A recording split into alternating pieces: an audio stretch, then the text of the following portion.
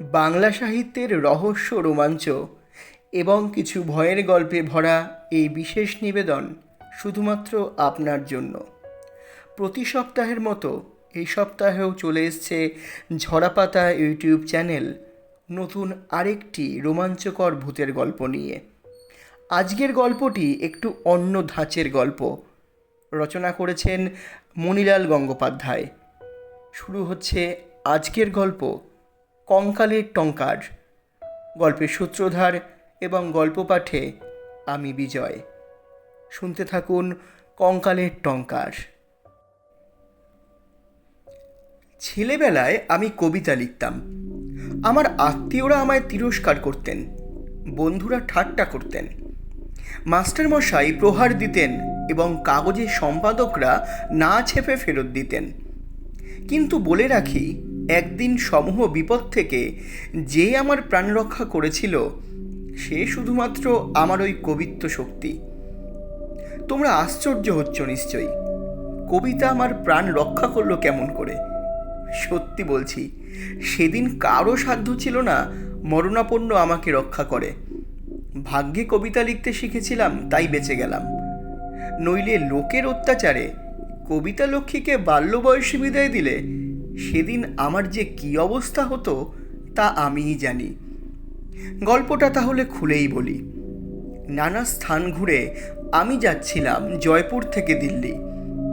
Time table খুলে দেখলাম টানা দিল্লি যেতে হলে রাত্রের গাড়িটাই সুবিধে। কিন্তু সে ট্রেন অনেক রাত্রে, প্রায় 2:30। একে জয়পুরের মতো জায়গা, তাই মাঘ মাসের শীত, তার উপর রাত্রি 2টো। এই ত্যাজ্যস্পর্শ ঘাড়ি নিয়ে যাত্রা করতে আতঙ্কে আমার বুক কাঁপতে লাগলো। কিন্তু উপায় কি? আমি স্টেশন মাস্টারকে বললাম, কি উপায় করা যায় বলুন দেখি। এই দারুণ শীতে ভোর রাত্রে বিছানা ছেড়ে উঠে ট্রেন ধরবার কথা মনে করতেই তো আমার কম্প দিয়ে জ্বর আসছে। স্টেশন মাস্টার জিজ্ঞেস করলেন, আপনি কি ফার্স্ট ক্লাস প্যাসেঞ্জার? তখন বড়দিনের ছুটিতে রেল কোম্পানি আধা ভাড়ায় সর্বত্র যাতায়াতের ব্যবস্থা করায় আমি সস্তায় বড় মানুষই করছিলাম। বুক ফুলিয়ে বললাম, হ্যাঁ, আমার ফার্স্ট ক্লাসের টিকিট। স্টেশন মাস্টার বললেন, প্রথম শ্রেণীর যাত্রীদের জন্যে খুব একটা ভালো ব্যবস্থা আছে। আমি বললাম, কি? স্টেশন মাস্টার বললেন, আপনি এক কাজ করবেন, সন্ধ্যা 8টার মধ্যে খেয়ে দিয়ে স্টেশনে আসবেন। আপনার জন্যে একখানা ফার্স্ট ক্লাস গাড়ি ওই সাইডিংয়ে কেটে রেখে দেব, আর আপনি তাতে বিছানা পেতে শুয়ে পড়বেন লেপ মুড়ি দিয়ে। তারপর রাত্রে যখন মেল আসবে তাতে আপনার গাড়ি লাগিয়ে দেব, আপনি দিব্যি ঘুমোতে ঘুমোতে দিল্লি গিয়ে পৌঁছবেন। আমি বললাম, বাহ, এই তো বেশ ব্যবস্থা। স্টেশন মাস্টার বললেন, হ্যাঁ, শীতের রাত্রে গাড়ি ধরবার অসুবিধে বলেই তো কোম্পানি বড়লোক যাত্রীদের জন্যে এই ব্যবস্থা করেছেন। আমি বললাম, খুব ভালো ব্যবস্থা, আমি তাহলে 8টার মধ্যেই আসব, আপনি গাড়ি ঠিক রাখবেন। তিনি বললেন, হ্যাঁ হ্যাঁ, গাড়ি ঠিক থাকবে, কিন্তু আপনি দেরি করবেন না। 8টার পর আর ট্রেন নেই বলে আমরা 8টার সময় স্টেশন বন্ধ করে চলে যাই। আমি বললাম, 8টার মধ্যেই আসব বলে আমি চলে গেলাম। তারপর সন্ধেবেলা আহারাদি সেরে পায়ে 3 জোড়া ডবল মোজা, গায়ে 2টো গেঞ্জির উপর একটা মোটা ফ্ল্যানেলের কামিজ, তার উপর সোয়েটার, তার উপর তুলো ভরা মেরজাই, তার উপর ওয়েস্টকোট, কোট, ওভারকোট এবং সর্বোপরি একটা মোটা বালাপোষ মুড়ি দিয়ে মাথাটাকে কান ঢাকা টুপি ও পশমের গলাবন্ধ দিয়ে এঁটে কাঁপতে কাঁপতে ঠিক 8টার সময় স্টেশনে এসে হাজির হলাম। আমার মস্ত বড় লোহার তোরঙ্গটা দুজন কুলি এসে ধরাধরি করে নামাতে গিয়ে একজন ফিক করে একটু হেসে ছেড়ে দিল। আমি বললাম, কি হলো রে? সে বলল, বাবুজির তোরঙ্গ দেখছি ফাঁকা, জাদু একটা ধুতি বুতি আছে, সেগুলো গায়ে জড়িয়ে নিয়ে বাক্সটা আমাদের বকশিস করে যান বাবু, আপনার কুলি ভাড়া রেল মাসুল অনেক বেঁচে যাবে। আমি বললাম, যা যা, তোমকো আর ইয়ে করতে হবে না বলেই আমি হন করে স্টেশন মাস্টারের ঘরের দিকে চলে গেলাম। স্টেশন মাস্টার আমায় দেখেই বললেন, গুড ইভিনিং বাবু, আপনার ভাগ্য খুব ভালো, আজ আর কোনো প্যাসেঞ্জার নেই, সমস্ত গাড়িটাই আপনার একলার, চলুন আপনাকে গাড়িতে তুলে দিয়ে আসি। বলে তিনি আমাকে নিয়ে প্ল্যাটফর্ম পেরিয়ে 5-6টা রেল লাইন টপকে অনেক দূর চলে চলে একটা ফাঁকা মাঠের ধারে এনে দাঁড় করালেন। সামনে দেখলাম একখানা ধোয়াটে রঙের গাড়ি কাটা পড়ে রয়েছে, ঠিক যেন একটা কন্ধ কাটা, অন্ধকারের আড়ালে গা লুকিয়ে দাঁড়িয়ে আছে। মাস্টারবাবু গাড়িটার চাবি খুলে দিয়ে বললেন, নিন উঠে পড়ুন, বিছানা পেতে শুয়ে পড়ুন এখানে। বলেই তাড়াতাড়ি তার হাতবাতি তুলে নিয়ে গুড নাইট বাবু বলে ছুট দিলেন। অন্ধকারে তাকে আর দেখতে পেলাম না। রেললাইনের খোয়াগুলোর উপর তার জুতোর খসখস শব্দ কেবল শুনতে লাগলাম।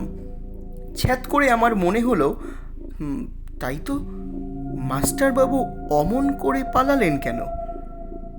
ইতিমধ্যে দেখি কুলি দুটো আমার তোরঙ্গ ও বিছানাটা গাড়ির মধ্যে তুলে দিয়েই বলছে, বাবুজি পয়সা।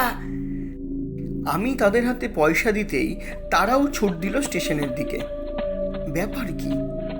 আমি হতভম্বের মতো দাঁড়িয়ে ভাবছি, দেখি দুটো কয়লা মুখো কালো ভূত রেললাইনের বাঁধের নিচ থেকে উঠে অন্ধকারের মধ্যে কেবল 4টে সাদা চোখ দিয়ে আমায় দেখতে দেখতে স্টেশনের দিকে চলে গেল।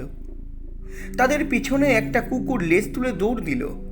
তারপরেই সব একেবারে নিস্তব্ধ, একেবারে অন্ধকার। অমাবস্যার রাত্রি, চারিদিক অন্ধকার ঘুটঘুট করছে। সেই অন্ধকারে একটা মাঠের মধ্যে দাঁড়িয়ে আমি এদিক ওদিক চারদিক দেখতে লাগলাম। আশেপাশে কেউ নেই, দূরে কেবল গাছগুলো অসাড় হয়ে ছায়ার মতো দাঁড়িয়ে আছে। গায়ের ভেতরটা কেমন ছমছম করতে লাগলো। আমি আস্তে আস্তে গাড়ির মধ্যে গিয়ে উঠলাম। গাড়ির ভেতরটা একেবারে অন্ধকারে ঠাসা। তাড়াতাড়ি দেওয়াল হাতড়ে বিজলি বাতির চাবি টিপলাম, খুটখুটে শব্দও হলো, কিন্তু আলো হলো না। সর্বনাশ, আলো নেই নাকি? আলোর সুইচ নিয়ে অনেক নাড়ানাড়ি করলাম, কোনো ফল হলো না। যেমন অন্ধকার তেমনই। পকেট খুঁজলাম, দেশলাইও নেই। কেমন করেই বা থাকবে? আমি তো চুরুট খাই না, লুকিয়েও খাই না। হয়তো তোরঙ্গের মধ্যে একটা দেশলাই আছে। চাবি খুঁজতে লাগলাম। পৈতেতে চাবি বাঁধা ছিল। বালাপোষ, ওভারকোট, কোট, ওয়েস্টকোট, সোয়েটার গেঞ্জির গোলক ধাঁধার মধ্যে কোথায় যে পৈতে গাছটা হারালো কিছুতেই খুঁজে পেলাম না। বামুনের ছেলে, বিপদে আপদে বিদেশ বিভুঁইয়ে যজ্ঞোপবীতটাই মস্ত সহায়, সেটাকেও শেষে খোয়ালাম। সেই অন্ধকারে আমার যেন হাঁপ ধরতে লাগলো। অন্ধকার যে জাতাকলের মতো মানুষের বুককে এমন করে পিষতে থাকে এ আমি জানতাম না। আমি গাড়ির মধ্যে এদিক ওদিক করে ছটফট করতে লাগলাম। মনে হলো যেন প্রাণ বেরিয়ে যাবে। মাথা ঘুরতে লাগলো। চোখের সামনে নানা রকম ছায়া দেখতে লাগলাম। কানে কাদের সব ফিসফিস কথা এসে লাগতে লাগলো। কোথায় একটু আলো পাই। আমি ছুটে গাড়ি থেকে বেরিয়ে রেলের লাইন থেকে দুটো পাথর তুলে ঠক ঠক করে সজোরে ঠুকতে লাগলাম, যদি একটু আলোর ফিনকি পাই। কিন্তু হায় অদৃষ্ট, আলোর বদলে পাথরকুচির ফিনকি এসে আমার চোখ দুটোকেই ঝনঝনিয়ে দিল। আমি দুহাতে চোখ রগড়াতে রগড়াতে স্টেশনের দিকে ছুট দিলাম, যেমন করে পারি। সেখান থেকে একটা আলো নিয়ে আসবই। স্টেশন মাস্টারটা কি পাজি রে বাবা! এই অন্ধকারে মাঠের মধ্যে আমায় একলা ফেলে গেল, একটা আলোও দিল না। বলল কি না দিব্যি ঘুমোতে ঘুমোতে যাবেন। পাজি কোথাকার!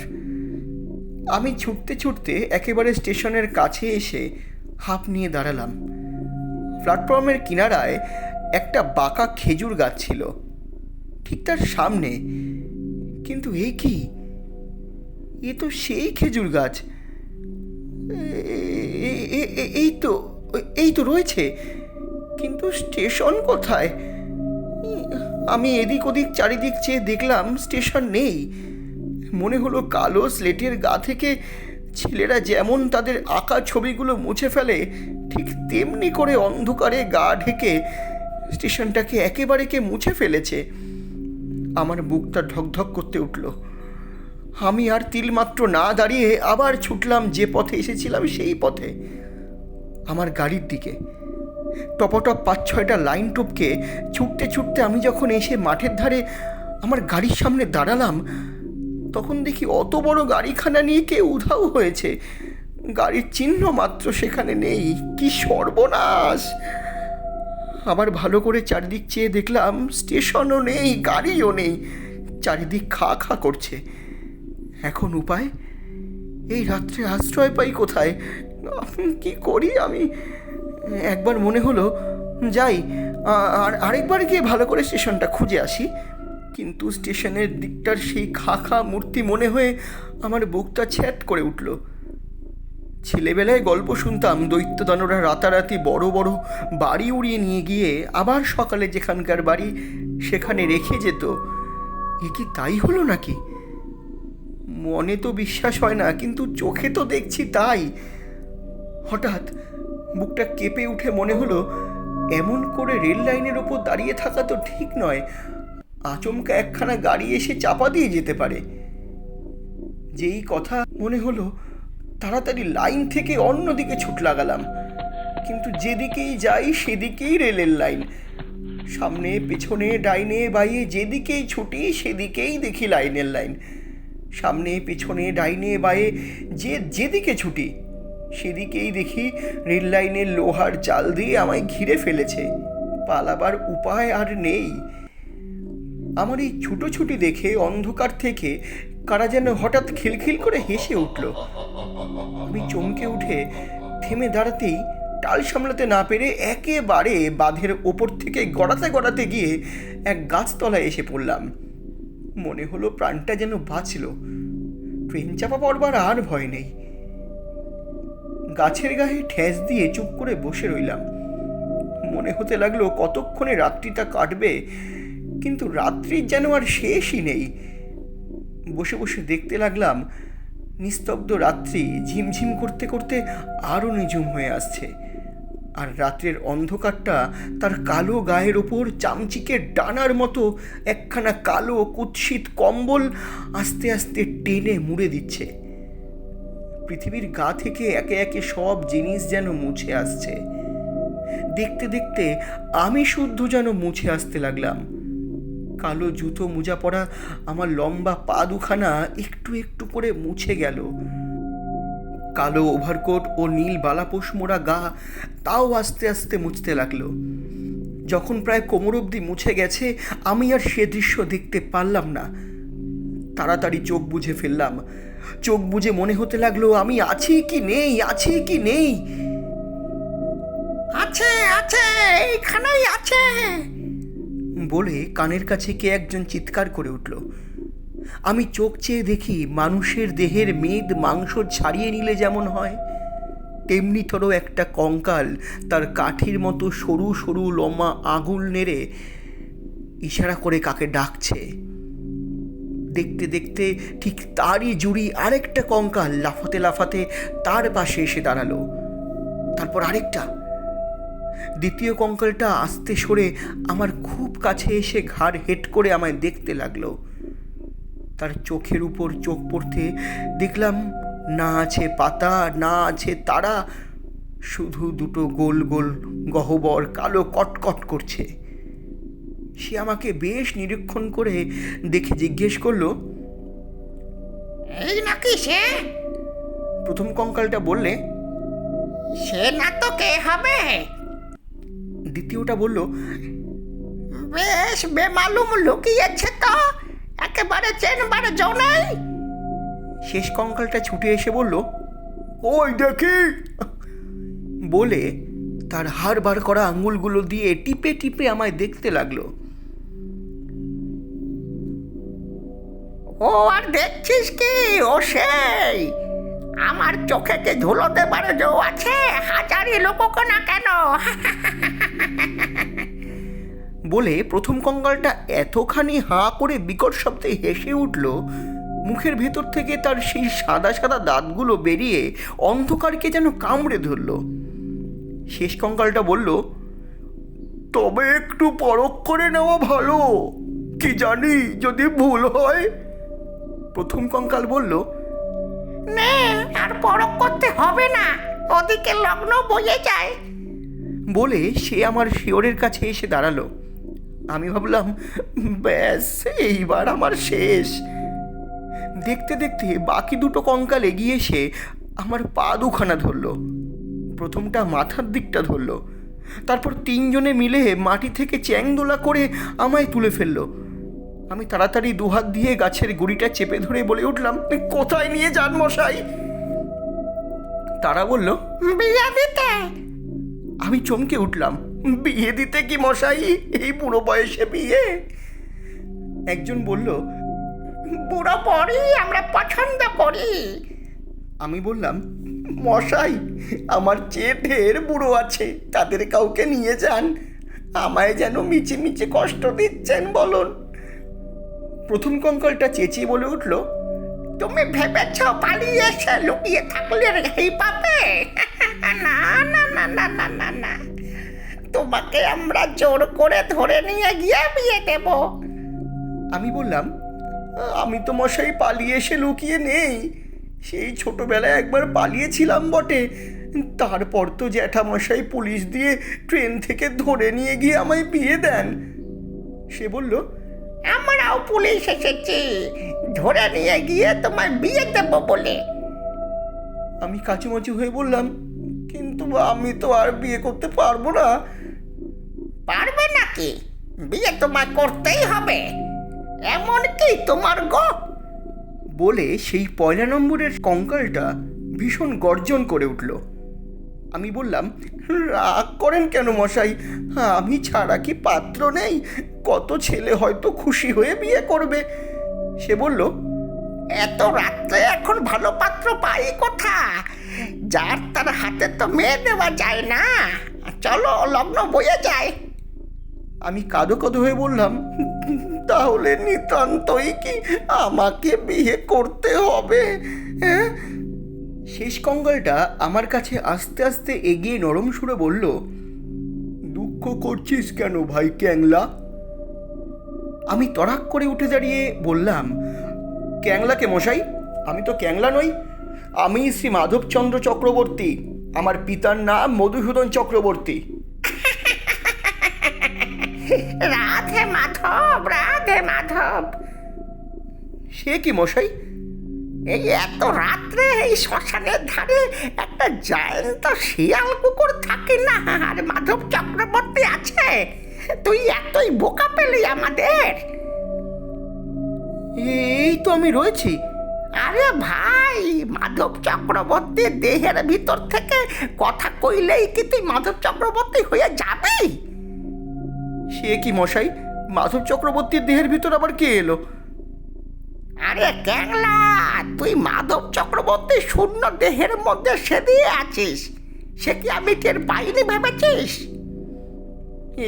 এসব কি হেয়ালি বকছেন মশাই? মাধব চক্রবর্তীর দেহের মধ্যে যদি ক্যাংলা এলো, তো মাধব চক্রবর্তী গেল কোথায়? আরে ভাই, বামুনের ছেলে সে বৈকুণ্ঠে গেছে। না মরেই বৈকুণ্ঠে গেল? মরেছে না তো কি? মরেছে? কিরকম? সে মরে গেল আর টেরি পেল না? মানুষ কখন জন্মায় আর কখন মরে সে কি তার টের পায় নাকি? তুই কি ভেবেছিস বলতো? কথাটা শুনে বউ করে আমার মাথাটা ঘুরে গেল। আমার অজান্তে আমি মরে গেলাম? হ্যাঁ, সেই যে দেখলাম পৃথিবীর গা থেকে একে একে সব মুছে আসছে, সে কি আমার মৃত্যু নাকি? কিন্তু কিন্তু এই তো আমি দাঁড়িয়ে রয়েছি। তা বটে, কিন্তু তবু কেমন সন্দেহ হতে লাগলো। হয়তো আমি নই, আমার কারো আত্মা শূন্য শরীর দখল করেছে, নইলে এই কঙ্কালগুলোর সঙ্গে এতক্ষণ কথা কইতে পারতাম। জ্যান্ত মানুষ কি কখনো তা করতে পারে? কিন্তু মারা গেলাম কেমন করে? আমার তো কোনো রোগও হয়নি, হয়তো ওই বাঁধের ওপর থেকে গড়িয়ে পড়ার সময় পাথরে মাথা লেগে আমার মৃত্যু হয়েছে, আমি টের পাইনি। ভাবতে ভাবতে আমার মাথা ঘুরিয়ে যেতে লাগলো। কেমন মনে হতে লাগলো, না, আমি মাধব চক্রবর্তী নই। এরা ঠিকই বলছে। কাঙালিচরণের আত্মা আমার শূন্য দেহের মধ্যে এসে আসন পেতে বসেছে, তাইতে আমার দেহের ভ্রম হচ্ছে। মাধব চক্রবর্তীর জের বুঝি এখনো চলছে, কিন্তু কাঙালিচরণ লোকটাকে, আমি যদি কাঙালিচরণই হব, তবে আমি আমাকে চিনতে পারছি না কেন? এরা তো চিনতে পারছে। প্রথম কঙ্কালটা বলে উঠল, কি হে ক্যাংলা, কি ভাবছো? বিয়ে করবার মতি স্থির হলো? আচ্ছা মশাই, আমি কি সত্যিই কাঙালিচরণ? সে খানিক আমার মুখের দিকে অবাক হয়েছে, বলল, সে কি রে ক্যাংলা, তুই নিজেকে নিজে চিনতে পারছিস না? না। সর্বনাশ করেছে, তুই আমাদেরও চিনতে পারছিস না? একটুও না। তোর মনে পড়ছে না আজ এই অমাবস্যার দিন ঘুটঘুটে লগ্নে তোর বিয়ে রাগেশ্বরীর সঙ্গে, ভুলে গেছিস? কই, আমার তো বিয়ের কথা হয়নি কোনো। সে কি রে, তোর গায়ে গোবর পর্যন্ত হয়ে গেছে, মনে পড়ছে না? গায়ে গোবর কাকে বলে? তুই তো অবাক করলি রে, তোর কিছু মনে পড়ছে না? গায়ে গোবরের দিন ভোর রাত্রে তাল পুকুরে তুই মাছ মারতে যাচ্ছিলি তপ্তে পাঠাবার জন্য। তাল গাছের মাথায় বসে পা ঝুলিয়ে রাগেশ্বরী বর বোনের করে পাচ্ছিল। অমনি রাগেশ্বরীর পা দুটো দুলতে দুলতে তোর কপালে এসে ঠক করে এসে লাগলো। রাগেশ্বরী তো লজ্জায় সাত পা জিপ ফিপ খেতে একাকার অবস্থা, মাথায় ঘোমটা টেনে এক দৌড়। আর তুই বাড়িতে কাঁদতে কাঁদতে ছুটে এসে বললি, ও মেয়েকে আমি বিয়ে করব না। কেন রে, কি হয়েছে কি? তুই বললি ওর পা কপালে আমার ঠেকেছে, তাতে কি হয়েছে কি? তুই বললি হয়েছে আমার মাথার মুন্ডু, বলে কপাল চাপড়াতে লাগলি। এসব তোর মনে পড়ছে না? আমি বললাম, মনে পড়ছে এই রকম একটা গল্প যেন কোথায় শুনেছিলাম। আচ্ছা, তারপর কি হলো? সর্বনাশ করলি রে ক্যাংলা, তারপরও তোর মনে পড়ছে না? তারপর তো গুরু ঠাকুর এলেন, এসে বিধান দিলেন যে রাগেশ্বরীর পা তোর মাথায় একবার ঠেকেছে, তুই 700 বার তোর পা দিয়ে তার মাথাটা থেতলে দে, তাহলে সব দোষ খণ্ডন হয়ে যাবে। তুই বললি, ওরে বাপরে, রাগেশ্বরীর মাথায় লাথি মারা সে আমি পারবো না, বলেই তুই ছুট দিলি। তারপর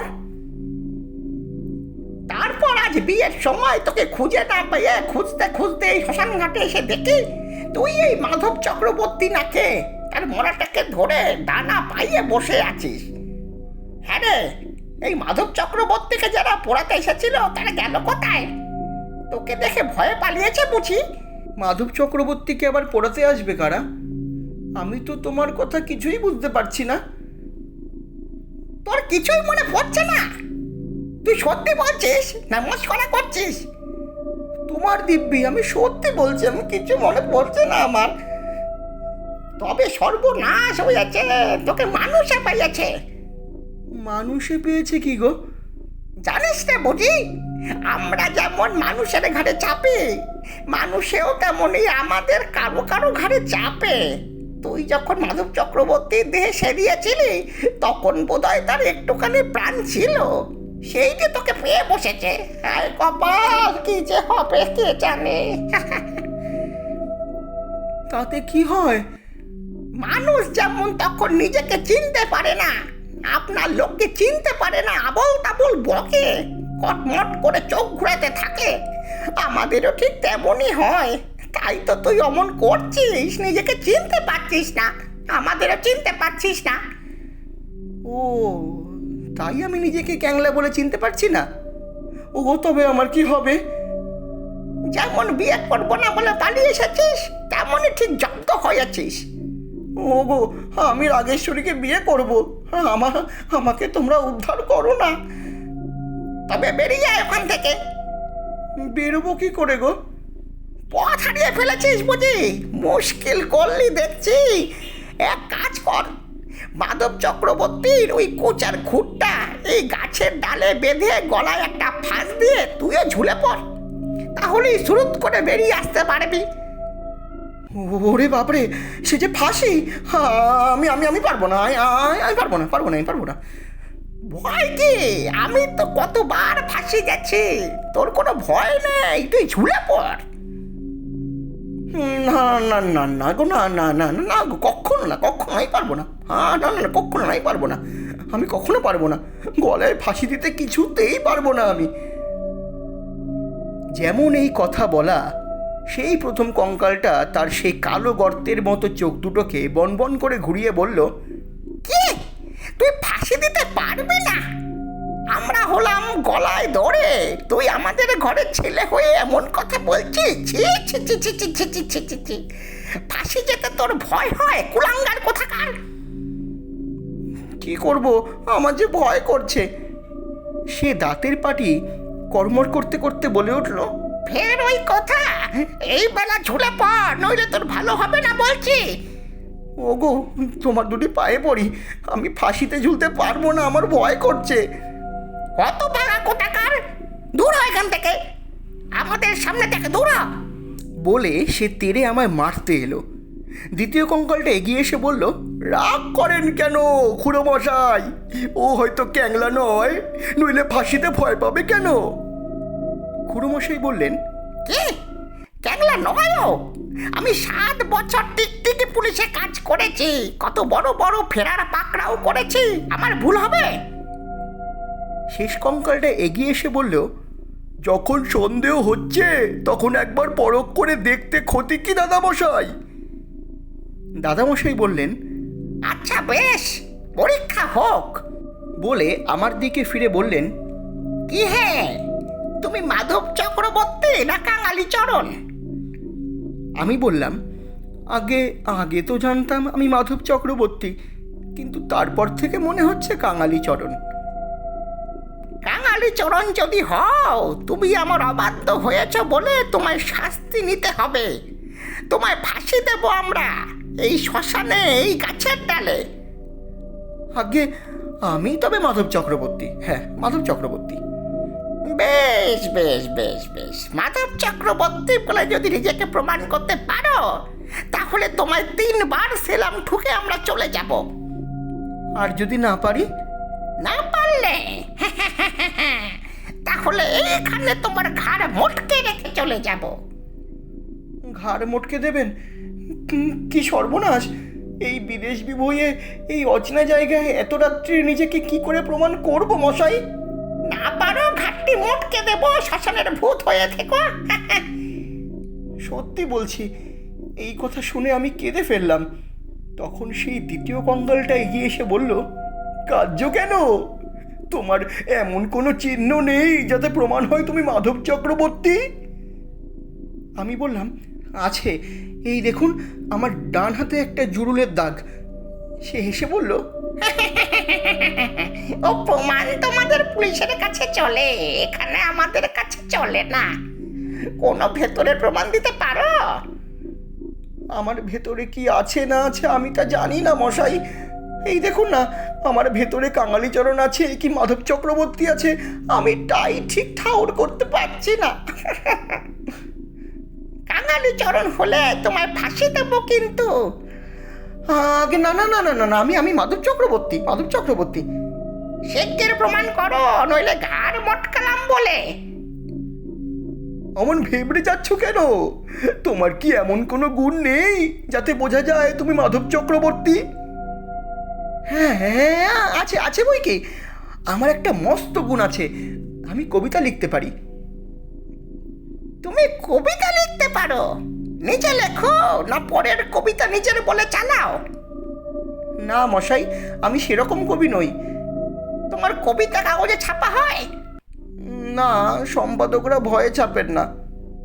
ভয়ে ছাপেন না? কি রকম? আমার কবিতা এত উচ্চ শ্রেণীর যে একবার সে কবিতা ছাপলে পাঠকেরা অন্য কবিতা পড়তেই চাইবে না। কাগজ ভর্তি করা তখন দায় হয়ে উঠবে, এ কথা এক সম্পাদক নিজের মুখে বলেছেন। আচ্ছা, কই দেখি একটা কবিতা লেখো দেখিনি। আমি তখনই আমার ওভারকোটের পকেট থেকে আমার পকেট বইখানা বার করে বললাম, আলো একটা চাই যে। দিচ্ছি আলো। বলে খানিকটা ধুলোবালি একত্র করে একটা ফু দিল, আর অমনি আগুন জ্বলে উঠল। আমি সেই আলোয় বসে লিখতে লাগলাম। খানিকটা লিখেছি, সে বলল, কই কি লিখলে পড়ো। এখনো যে শেষ হয়নি মশাই। কবিতার আবার শেষ হয় নাকি? যা লিখেছ পড়ো, বেশি ফাজলামি করতে হবে না। আমি সুর করে পড়লাম, পড়িহে বিপদে তারা, হয়েছি মা দিশেহারা, উদ্ধার হয়ে দুঃখ কারা, গার হতে মা জননী, শ্মশানে বসিয়ে ডাকি, ভয়ে ঘরে শিরো চাকি, খাবি খায় প্রাণ পাখি, শূন্য হেরে এ ধরনী, কোথা মোর গেহ খাঁচা, কোথা পিতা কোথা চাচা, এসে মা আমারে বাঁচা, দিয়ে তোর পা তরণী।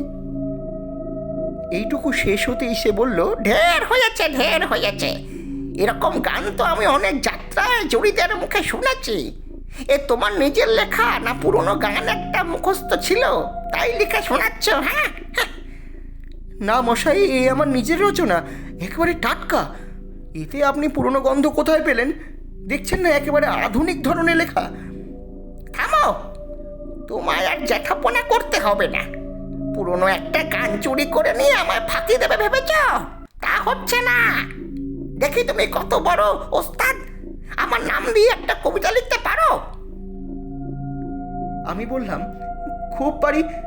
নাম দিয়ে আমি অনেক কবিতা লিখেছি, তেলের নাম দিয়ে, ওষুধের নাম দিয়ে, অনেক ভালো কবিতা আমার লেখাও আছে সব কিছু। একবার একটা জুতোর দোকানের কবিতা লিখে আমি প্রাইজ পেয়েছিলাম। আপনার নামটা কি বলুন, আমি এখনই লিখে দিচ্ছি। সে বলল, আমার নাম জাদরেল, লিখে পেলো দেখি ওই নাম দিয়ে একটা কবিতা চট করে, বুঝবো কত বড় বাহাদুর তুমি। আমি কাগজ পেন্সিল নিয়ে লিখতে শুরু করেছি মাত্র। সে বলল, কি লিখলে বড় হে, আমিও বড় কবিতা দু চোখে দেখতে পারি না। মশাই আর একটু সময় দিন, বলে আমি ঘস ঘস শব্দে লিখে যেতে লাগলাম। একবার একটু থেমেছি, সে আমার খাতার দিকে ঝুঁকে দেখে বলল, ও অনেকটা লেখা হয়ে গেছে, এইবার পড়ো। অগত্যা আমি পড়লাম, রেল আছে, জেল আছে, আর আছে কদবেল, পাশ আছে, ফেল আছে, আর আছে শুলশেল, ঢোল আছে, চোল আছে, আর আছে সারখেল, সব সে বড়া, হ্যাঁ জাদরেল জাদরেল। পড়া শেষ হতেই সে চিৎকার করে বলে উঠল, বাবা, বেড়ে লিখেছ তো হে, আরেকবার পড়ো তো, আরেকবার পড়ো তো। আমি আরেকবার চিৎকার করে পড়লাম, রেল আছে, জেল আছে, ইত্যাদি। সে আবার বলল, বেশ হয়েছে, বেশ হয়েছে। আচ্ছা, চমৎকার হয়েছে। যাও, প্রমাণ পেয়ে গেলাম যে তুমি কবি মাধব চক্রবর্তী। ঠিক বলেছেন মশাই, আমি কাঙালি চরণ নই। কাঙালি চরণে 14 পুরুষ এমন কবিতা লিখতে পারে না। মাধব চক্রবর্তী না হলে এমন কবিতা কে লেখে শুনি? মশাই, আমার আর একটা কবিতা শুনবেন? এই খাতায় লেখা আছে, এই জয়পুরের শীতের সম্বন্ধে। কই শোনাও তো দেখি। আমি তাড়াতাড়ি পকেট থেকে বইয়ের পাতা হাতড়ে কবিতাটা বার করে পড়তে শুরু করলাম। বস্তা বস্তা, পুঞ্জ পুঞ্জ, তীব্র হিম ঢেলে, ব্রহ্ম মার্গে কে রচিল শীতের পাহাড়, লেব যদি বালাপোষ সর্ববর্ম ভেঙে, কম্প এসে কাঁপাইছে শরীরের হাড়, ঊর্ধ্বফনা ক্রুদ্ধ শত নাগিনীর পায়, কপালে কপলে ভীম হানিছে ছোবল, কিংবা কোনো পিশাচিনী উন্মাদিনী সমা, তীক্ষ্ণধারো ছুরিকায় করেছে কোতল, অথবা কি মেঘ দৈত্য ছড়ে সার্পনেল। হঠাৎ দূরে একটা বিভৎস কোলাহল উঠল। আমি চমকে উঠে পড়া থামিয়ে চেয়ে দেখি আমার সামনের কঙ্কাল তিনটে লাফাতে লাফাতে ডিগবাজি খেতে খেতে মাঠের মধ্যে অদৃশ্য হয়ে গেল। আমি রাম রাম বলতে বলতে সেখান থেকে উঠে পড়লাম। এতক্ষণ রাম নামটা কেন যে মনে আসেনি কে জানে। আমি রেল লাইনের বাদ ঠেলে উঠতে যাচ্ছি, এমন সময় দুটো কুলির সঙ্গে দেখা। তারা বলল, বাবু, আপনাকে আমরা খুঁজে বেড়াচ্ছি। আপনি গাড়ি ছেড়ে কোথায় গিয়েছিলেন? আমি আর কি বলবো, বললাম আমি এখানে ওই ইয়ে হচ্ছিল কিনা তাই একটু দেখতে এসেছিলাম। তারা বলল, আপনার গাড়ি ঠেলে আমরা ওই দিকে রেখে দিয়েছি, চলুন আপনাকে দেখিয়ে দিই। বলে তারা আমাকে গাড়িতে তুলে দিল। আমি গাড়িতে উঠে বললাম, হ্যাঁ রে, গাড়িতে আলো নেই কেন?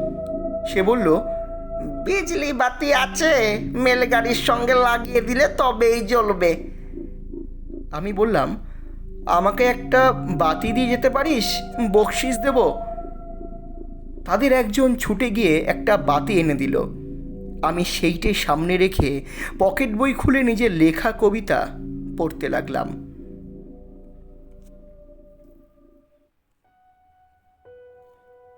শুনছিলেন মণিলাল গঙ্গোপাধ্যায়ের রচনা কঙ্কালের টঙ্কার। গল্প পাঠে এবং অন্যান্য চরিত্রে আমি, বিজয় এবং ঝরাপাতা টিম। সমগ্র পরিচালনা এবং পরিকল্পনা স্টাডি একাডেমি। পোস্টার ডিজাইন, চারুলিপি এবং মিউজিক ডিজাইনে রয়েছে তরঙ্গ দ্য আলটিমেট মিউজিক। দেখা হচ্ছে পরবর্তী আরেকটি পর্বে নতুন কোনো গল্প অথবা কবিতা নিয়ে। ততক্ষণ শুনতে থাকুন, পাশে থাকুন ঝরাপাতা ইউটিউব চ্যানেলের। ঝরাপাতা, কবিতার ও গল্পের কথা বিজয়ের সঙ্গে। চ্যানেলটি যারা এখনও সাবস্ক্রাইব করেননি, অনুগ্রহ করে সাবস্ক্রাইব করুন এবং পাশে থাকুন নতুন নতুন গল্প পেতে। দেখা হচ্ছে পরের সপ্তাহে। ততক্ষণ শুনতে থাকুন, পাশে থাকুন ঝরাপাতার।